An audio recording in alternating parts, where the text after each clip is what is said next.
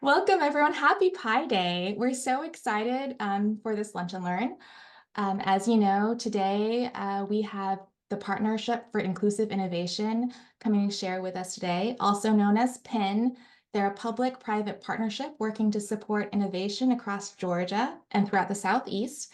So we have Dr. Cody Koki, Clarence Anthony Jr., and Katie O'Connor.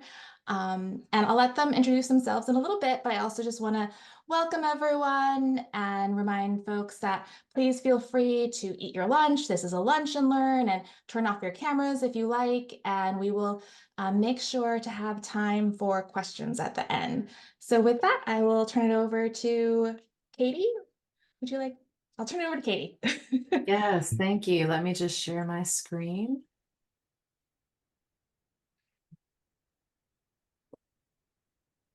All right. And I think Cody is actually going to get us started today. All right. Well, thank you so much, everybody, for joining us today. We're really excited to connect with Resilient Georgia and your network, and really looking forward to sharing some of the opportunities that we have to be able to better support your work throughout Georgia and throughout the Southeast. And we can go to the next slide. I'll try and kind of glaze over some of this so that we can really get to the fun part, which is kind of the programming and active grant support that we can offer.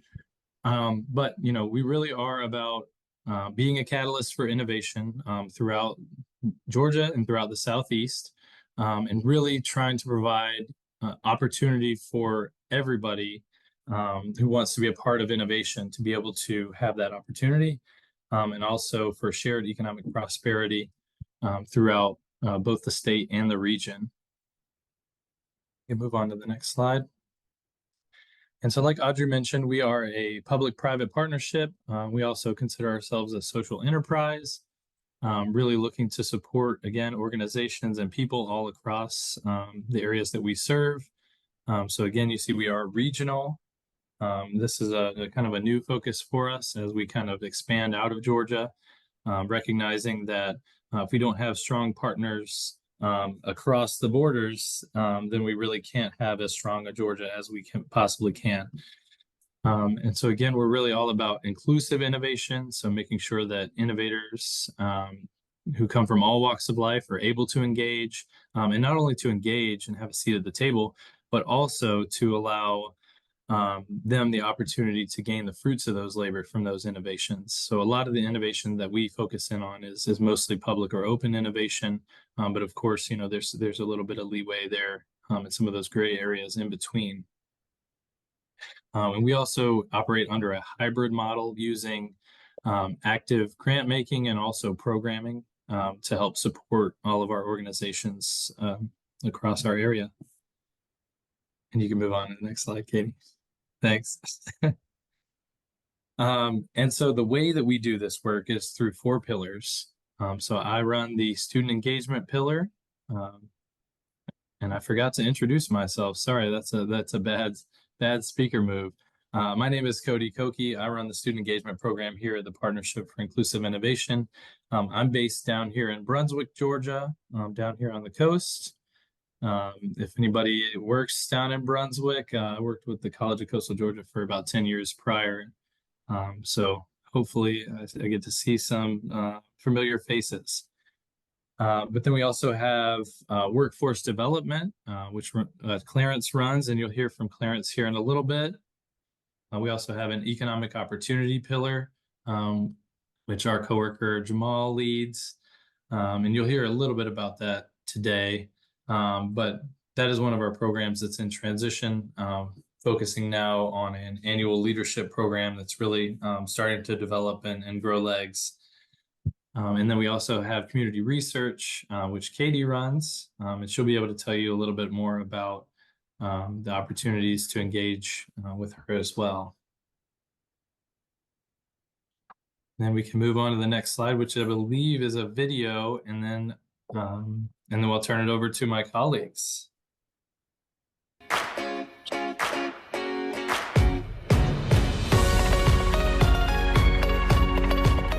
In our third year, the Partnership for Inclusive Innovation continues to pursue the mission we have worked to advance from our inception: lower the barriers of entry to innovators, foster nonlinear paths for innovation, and innovate to do both well and good simultaneously. We do this through public-private partnership, combining financial resources with social capital and leveraging the expertise of our inclusive innovation ecosystem. Our work is based on 4 pillars: workforce development, student engagement, community research, and economic opportunity. This year, we supported and stood up more than 100 projects across 129 project sites in all 12 economic development districts in Georgia. Here are some of their stories. The workforce development pillar targets early career professionals in IT, cybersecurity, clean tech, and AI manufacturing to place them in public-private sector rotations. Within the first 8 months of my fellowship, I led K-12 tours of the Artificial Intelligence pilot facility, successfully developed and submitted a proposal for a competitive clean technology grant, and I utilized my technology skills to reduce waste at Frudenberg NOK.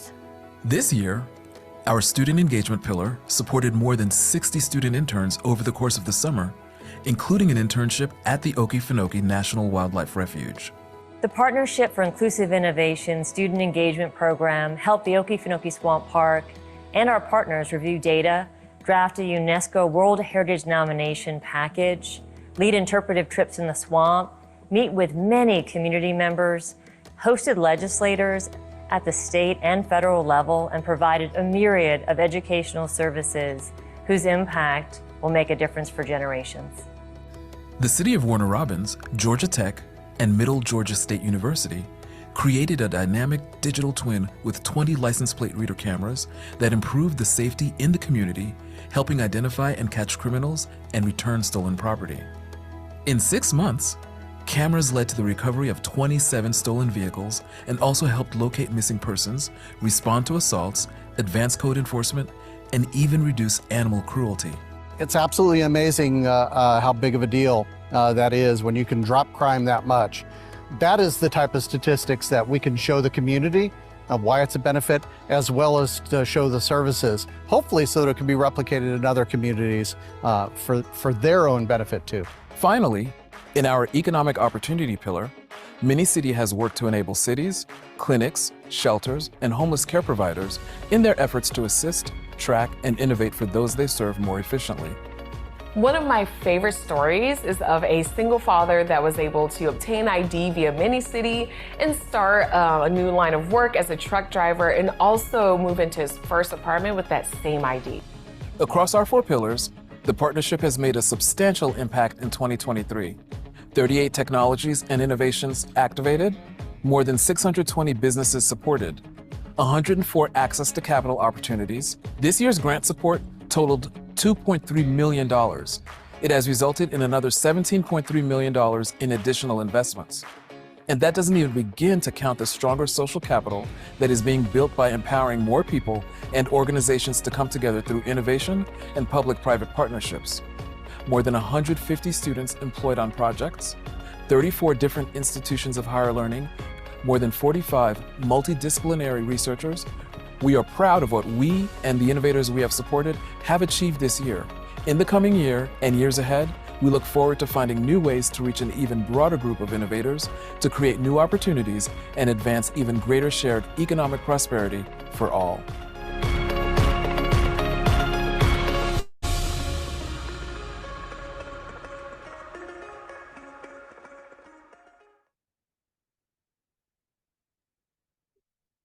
All right, and good afternoon, everybody. I'm Clarence Anthony Jr., the Workforce Development Manager for the Partnership for Inclusive Innovation. I lead a 2-person team that focuses on creating the next generation of talent in the workforce. And as the video mentioned, we're specifically targeting early career professionals. Next slide, please.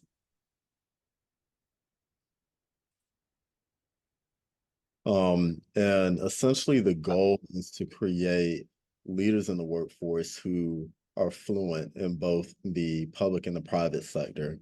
Reason being because we know that for many people, as they go throughout their career, they're going to change jobs, they're going to change industries, they most likely will change sectors as well too and gain experience in both.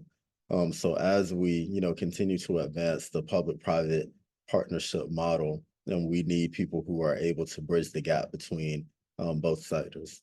Additionally, we hope to and aim to, through the workforce development pillar, to connect employers with the talent that they need and distribute talent across the state and not just have it be concentrated in urban areas in particular. Next slide. So the Penn Fellowship is the flagship program of the workforce development pillar. We launched it in December of 2022. And as I mentioned, our goal was to create opportunities for early career professionals to gain experience, in particular in both the public and the private sector. The fellowship is a year-long experience where a fellow would work for 6 months and with a public sector organization or company. And in that situation, an example could be a municipality, a nonprofit, social enterprise, and or a social impact organization. And then for an additional 6 months, they would work in the private sector. And we define the private sector essentially as being a private organization, enterprise, large corporation, or a startup. We think that by giving people the opportunity to work in both, it helps them to build their social capital, but then also build their skills and expertise so that they can be successful in the short term and then the long term as they move throughout their career.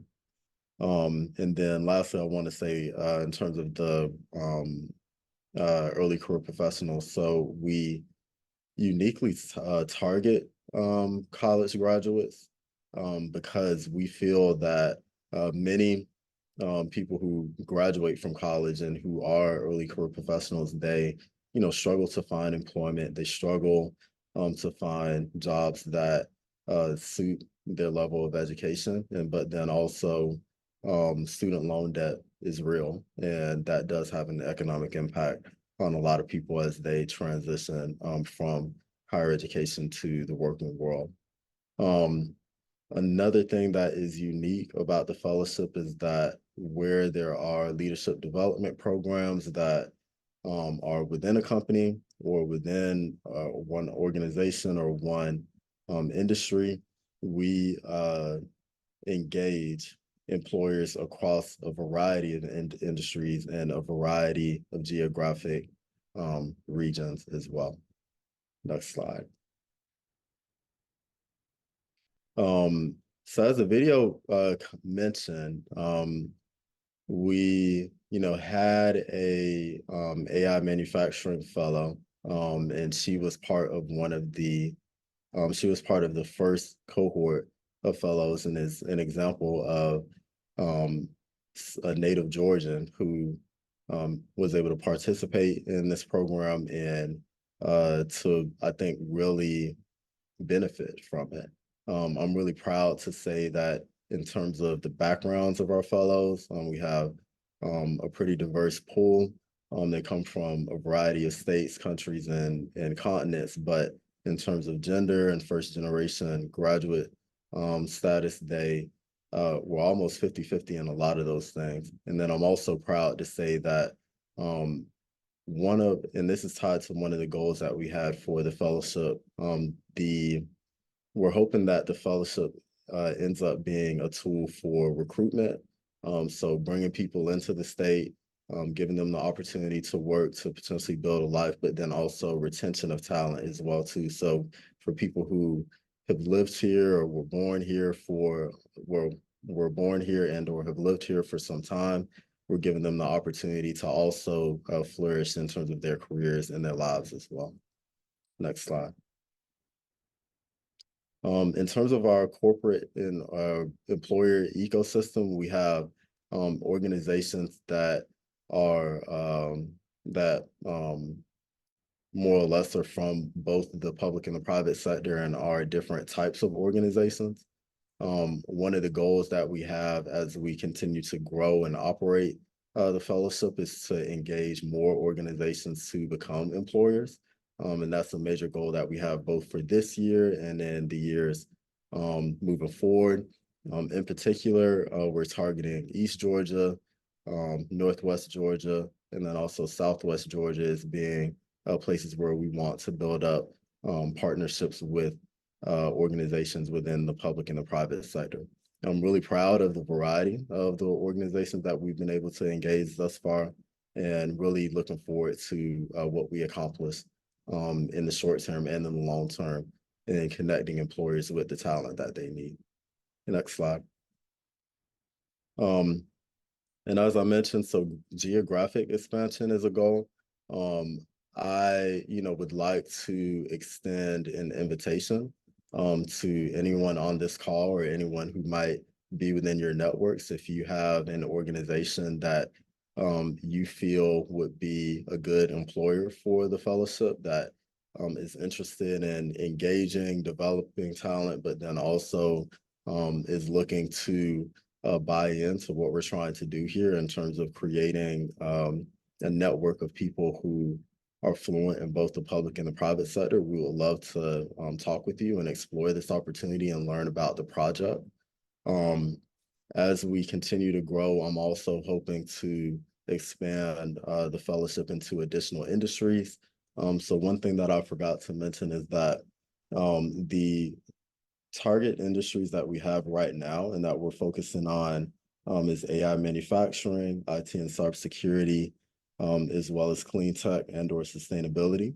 In the future, we're looking to expand into financial services and fintech, supply chain and logistics, and health tech, med tech, biotech, just lump that all together.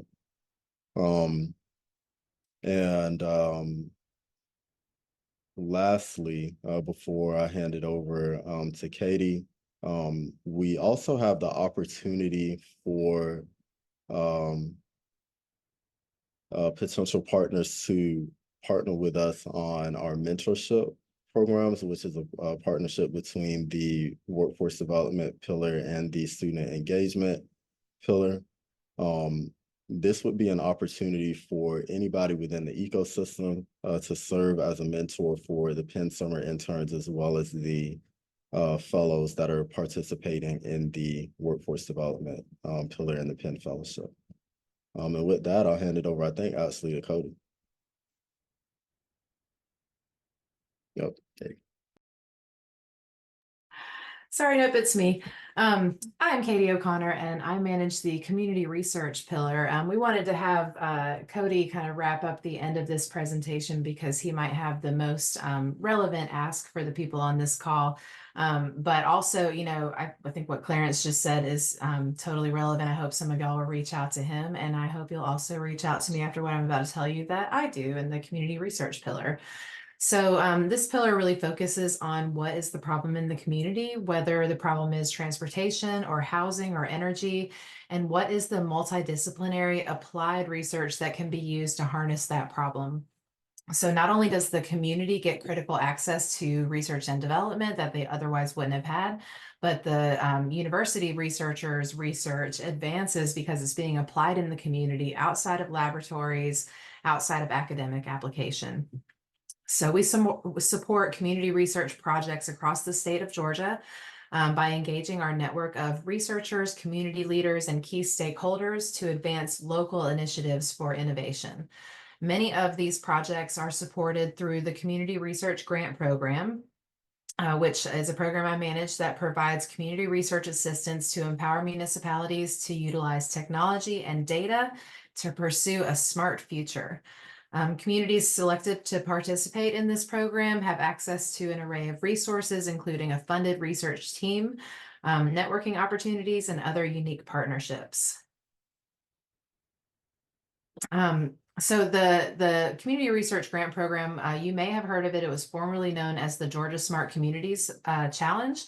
And we just did a little rebranding, but it's basically the same program. We fund up to 4 projects each year.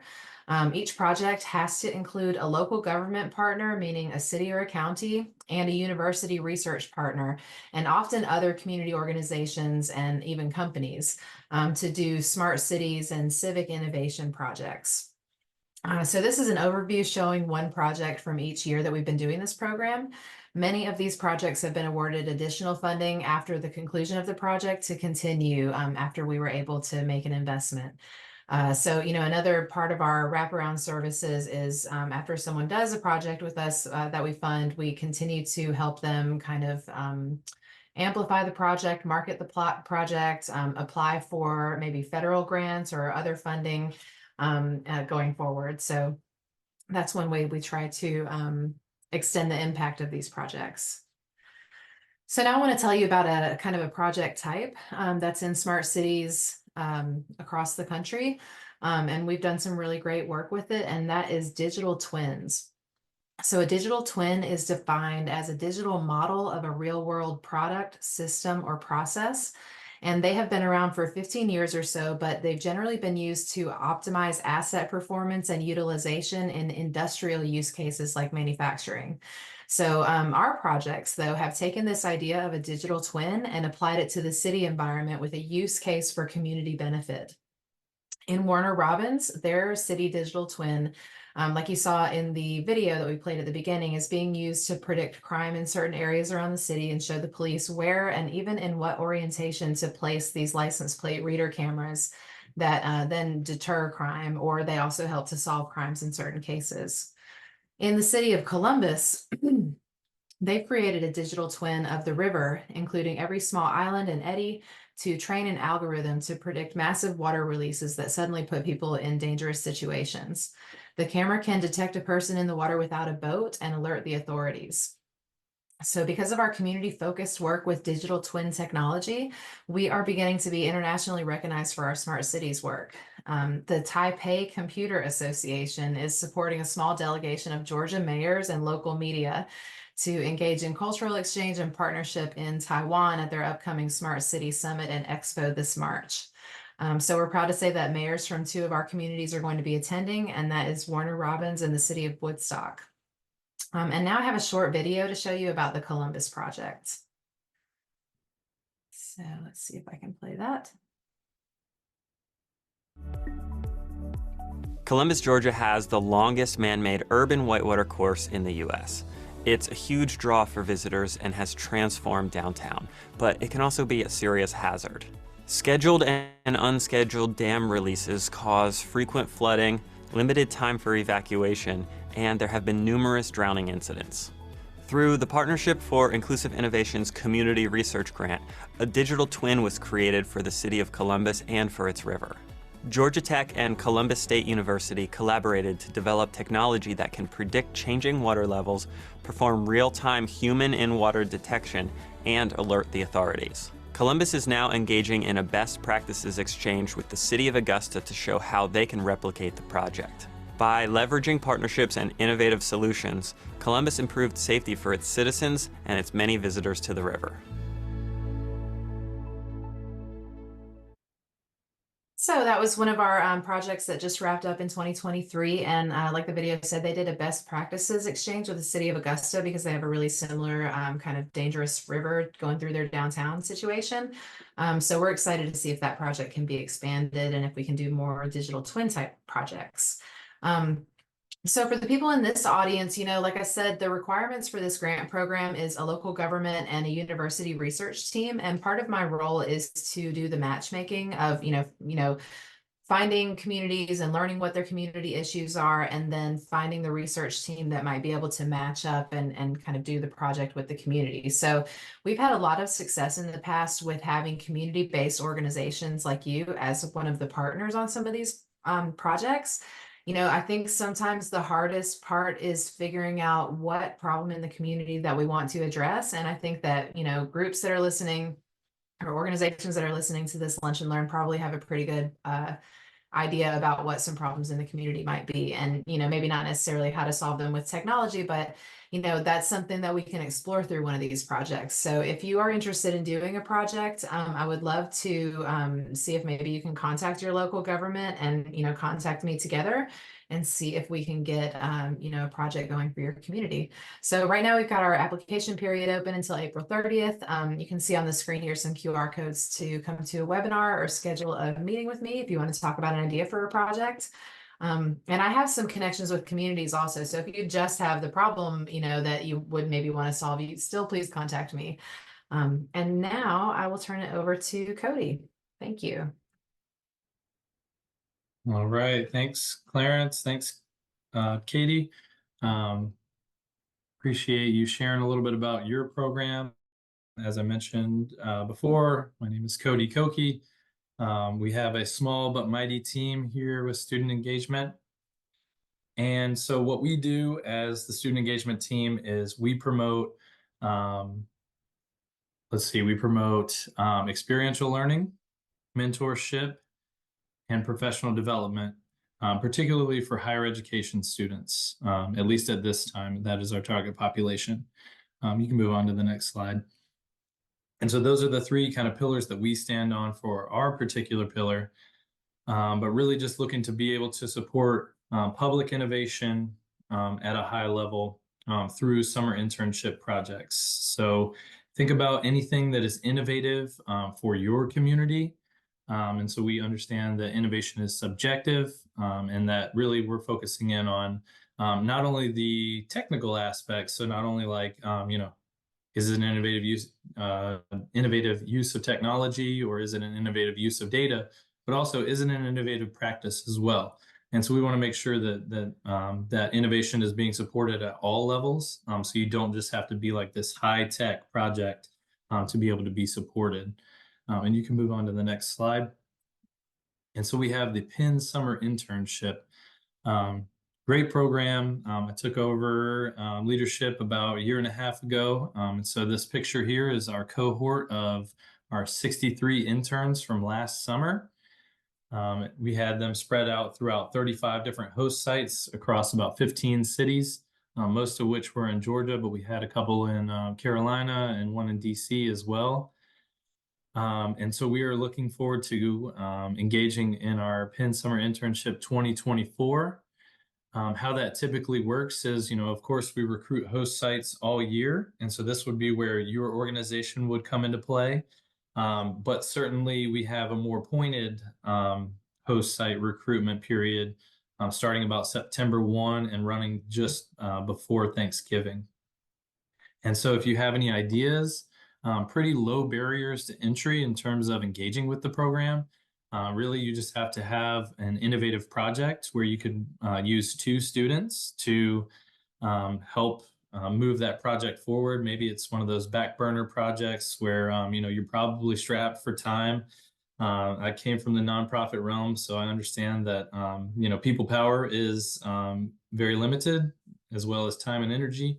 And so if you can have 2 interns working for you for 12 weeks, 40 hours a week, that can really help get the project going and move your organization and the folks that you serve in a positive direction. So we can move on to the next slide. I'm going to put my contact information in the chat if you want to meet with us. But just to give you an example of who we worked with last year, this is a pretty good map indicating some areas of growth, particularly for my pillar.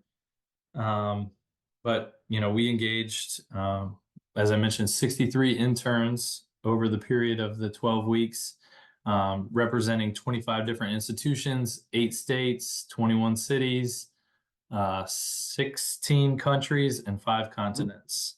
So very diverse pool of candidates for these internships. Move on to the next slide. And so here's where we look for our Penn Summer Internship 2024. As you can see, a lot more representation, especially in the south and southwest corners of our state. So happy to discuss with you, no matter what community you're located in. We want to help support your innovation projects and help find interns for you. One thing we do is we do the student recruitment. Of course, we ask you to participate, but for the most part, the heavy burden of recruiting students is on us. So we try not to ask too much of you all.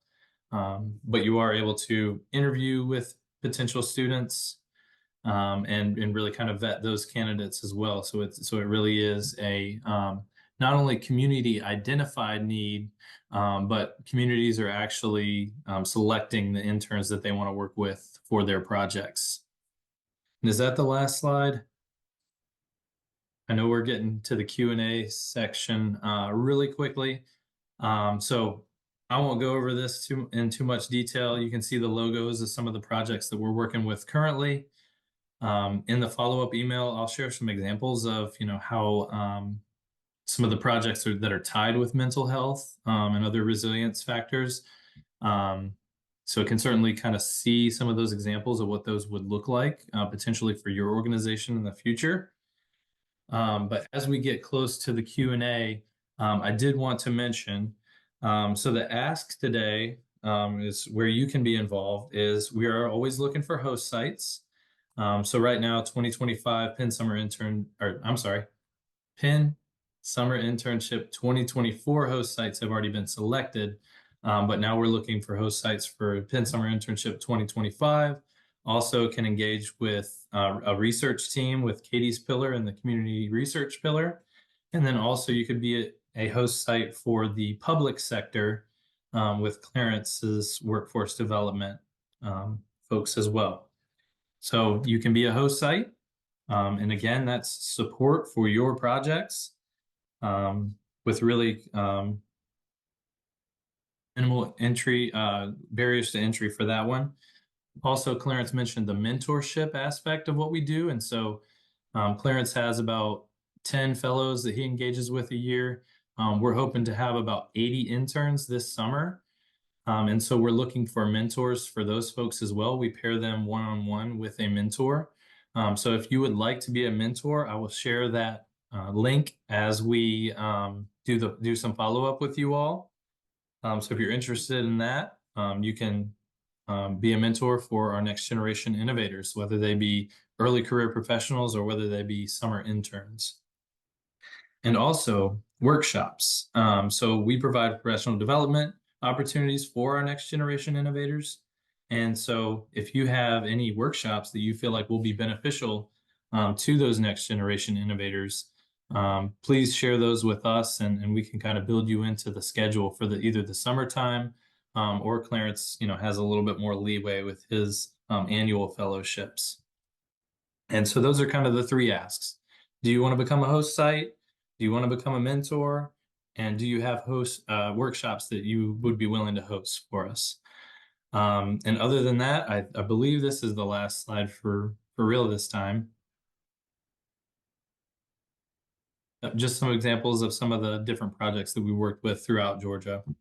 But with that, I will open it up for questions. I did see one question in the chat, which actually includes several questions, I think. Audrey, how would you like to do questions?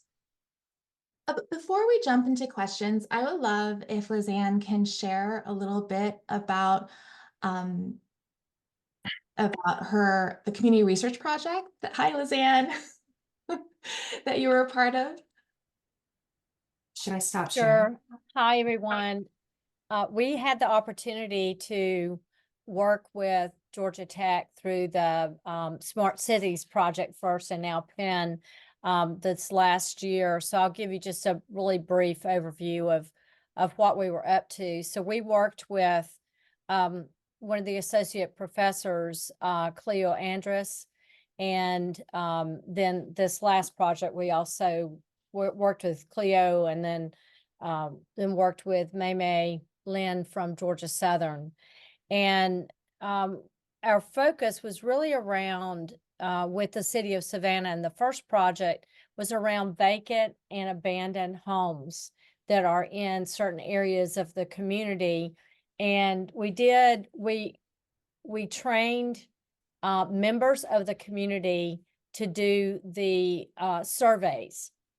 And so we were able to engage community leaders to do that work. And then we oversaw the project in terms of the payment that went and so forth to the people who were doing that ground level work. And then we were also in charge of like collecting all the data together, that kind of thing. So, you know, our project was really interesting because we learned a lot about the social connectedness that people feel inside their neighborhoods. So our first project was really around the vacant abandoned houses and what the community, the connections that people had in the community to their neighbors, and then what they wanted, really what they wanted the city to help them do as a neighborhood to increase the quality of life of their neighborhood. So we learned a lot about the social connectedness and the social fiber of the community. We all know that that is a huge component of community well-being. So much so that the CDC now has included it in their social determinants of health. And so that first project, we ended, I think, in 2022.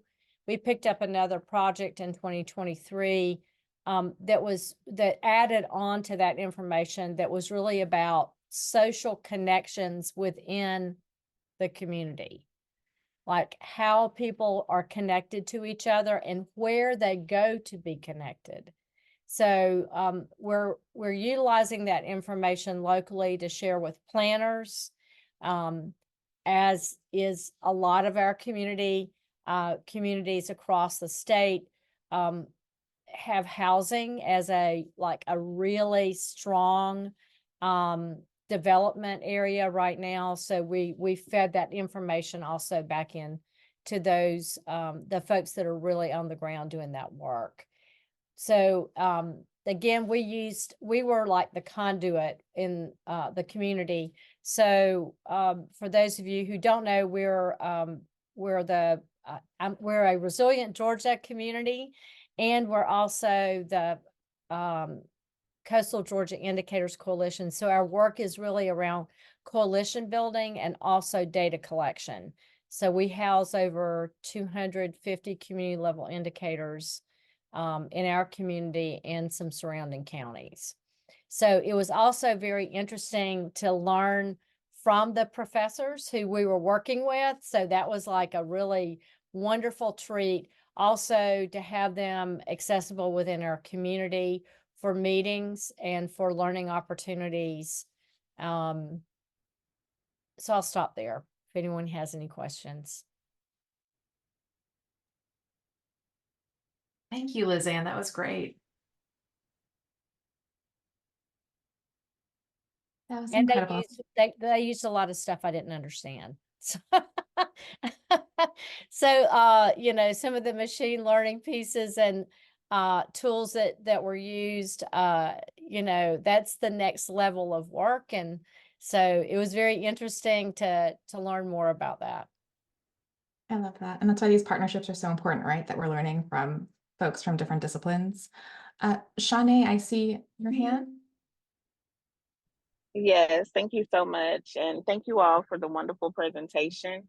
I guess I have a couple of comments. I don't know if my questions, I'm driving, so I'm trying to think them. Have definitely been interested in this project. I represent United Way of Southwest Georgia in Albany, but we serve 13 surrounding counties. So I'm familiar with the Smart Cities work and Deborah McFadden Bryant and the food insecurity that was once the project. Not sure if it has been extended. I guess there's so many innovative projects that United Way and some of our community partners have, and municipality sometimes is a challenge, right? Government partnerships. And so I hear that is a main requirement for the community research side, but just wondering if that's something that you all can help possible grantees kind of navigate that part. And then two, with the internship or just the inclusion of technology, that's sometimes hard when that is not our field. So are those things that you're willing to do an exploratory call? We can kind of share some of the ideas and what our collaborative has. We do work with multiple sectors, particularly for Resilient Southwest Georgia. We have upwards of 30 to 50 partners across the region, but just really wanting to present a project that's viable, but that meets those requirements. Does that make sense? Yes. Oh, no. Yes, Okay. absolutely. This is Katie. I'll start to answer that question and then pass it along to my colleagues here for the rest of the answer. But as far as matching you up, and this also has to do with this other one of the other questions that's in the chat is, you know, you're absolutely right. Getting the relationship with the local government is kind of the hardest part for both nonprofits and researchers, or community-based organizations and researchers. And that's one reason that it is a hard requirement of this program, because if it's not required to get funding, it's even harder to do. And so, but that is my role, to help try to match people up with communities. And, you know, most of the time it's researchers calling me and telling me like what their research idea is and asking if there's a community that might be interested. And, you know, I've been just like cold calling communities. I've been using the connections that I do have. You know, my background's in local government. And so I have some community connections that I can try to work. But yeah, that's, you know, building relationships and building partnerships, you know, kind of like Lizanne was talking about, is that is the trick, right? That's the hard part. And so yes, I would love to have a meeting with you to talk about any ideas you have. I'm sure that Cody and Clarence would say the same thing. Just, you know, having exploratory meetings is you know, even if when one of us meets with someone, even if what they want to do doesn't necessarily fit with my pillar, you know, then maybe I can pass them along to Cody or Clarence or Jamal, and, you know, see who else might be able to help with their specific area. That's one thing that's good about Penn being stretched in so many different kind of directions, is that we're trying to deal with the same issue, but attack it from a lot of different sides with a lot of different partners and different programs. And so, yeah. Do you have anything to add on to that, Cody or Clarence? Yeah, I can add a little bit. Yeah, so excuse me, been under the weather. I'm still a little bit of recovery. But yeah, Shawnee, so we are definitely we've got a couple of projects in Albany this year, which we're very excited about, because I didn't have any projects in Albany last year. So definitely working with ACT this year. So we're excited about that. But yeah, open to brainstorm at any point during, you know, whether we're doing a heavy recruitment cycle or whether we're just kind of passively recruiting as well. But we're always trying to find different ideas for projects. And when thinking about projects too, you know, we want to make sure that projects, you know, have that innovative touch, but also you know, we get really excited when we have projects where we can see, okay, well, this is one problem in one community that we can, you know, at least help mitigate a little bit, or I don't solve the problem, but certainly mitigate some of the things that are happening. But if we can take that project that was created there and maybe implement it in a different community, then we're really starting to see that impact compound. And really starting to see, you know, that hey, we recognize that all communities are different, but sometimes they face the same issues, and so sometimes there's a you know, one-to-one match on a solution, and sometimes there's a, you know, here's a solution that's been done in another community, but how is it going to work for your community? And so we really are encouraged to you know, not only be on the forefront of, you know, creating kind of new and innovative and exciting projects, but also taking those innovation projects and mirroring those into other communities as well.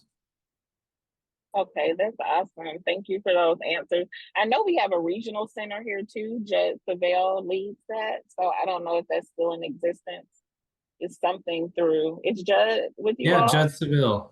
Yes. So I was thinking, but it's that technology piece too. So I will definitely set up a call for that. Yeah, Judd's great. And yeah, he's the one that connected me with all the folks in Albany. And he works for one of our sister organizations, the Georgia MEP. And if you don't have them on your radar for some of your local manufacturers, Georgia MEP, you can look them up. They're a great resource. Okay. Thank you so much. So Lynn, I saw your questions in the chat. I wanted to see if you wanted to share or ask a question to the group, or any comments. I just think it's a tremendous opportunity. I love what you're doing, and it's hitting a very big need, especially in the really rural counties. I mean, every time I go to the USDA rural partners network meetings that they had. I think one was in Camilla, Georgia recently, and one was in Fitzgerald, Ben Hill County. Every single time a mayor will stand up, a city council person will stand up and say, you know, we're having a big problem with our traffic, you know, the timing of our traffic lights, or something like that. I just, there's such a need for it. And then there are counties that really would love to have you come and share your expertise with them, and really take it and run with it. And I love the way Liz Ann's like taken that initial research project and then layered onto it and used it to move forward other ideas. I mean, I would love to see at least 2 counties from every single coalition apply, you know, whether you get it or not, at least go through the process of applying for it. Yes. Oh, I had a question. Oh, go ahead, Katie. I was just going to agree with Lynn and just say, you know, maybe I need to start going to these rural partners networks meeting. It's been on my list, but been hard for me to get to. So I'm going to try to make that more of a priority and try to go meet some people down there. So thank you for mentioning that.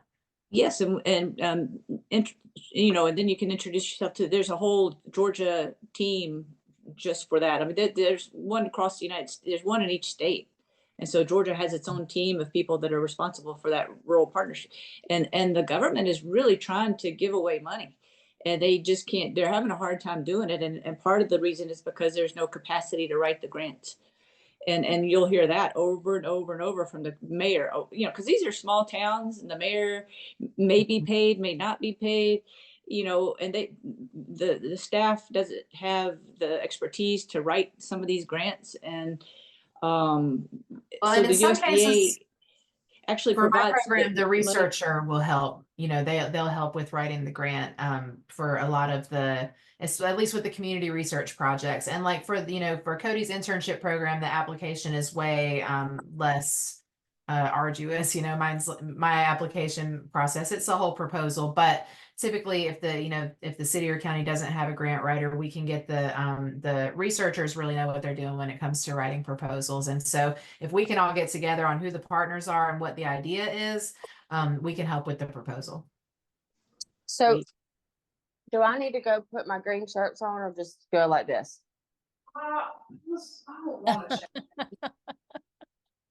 So I do think we have to wrap up. I'm so grateful to Katie, Clarence, and Cody for coming to share about PIN today, and just grateful for everyone here doing such amazing work. Thank you, Liz Ann, for sharing about your experience with the Community Research Project, and I hope everyone has a really great day, and that you get some pie of some sort for Pi Day. Goodbye, everyone. Bye. Thanks for having us. Thank you. Good to see you, Katie.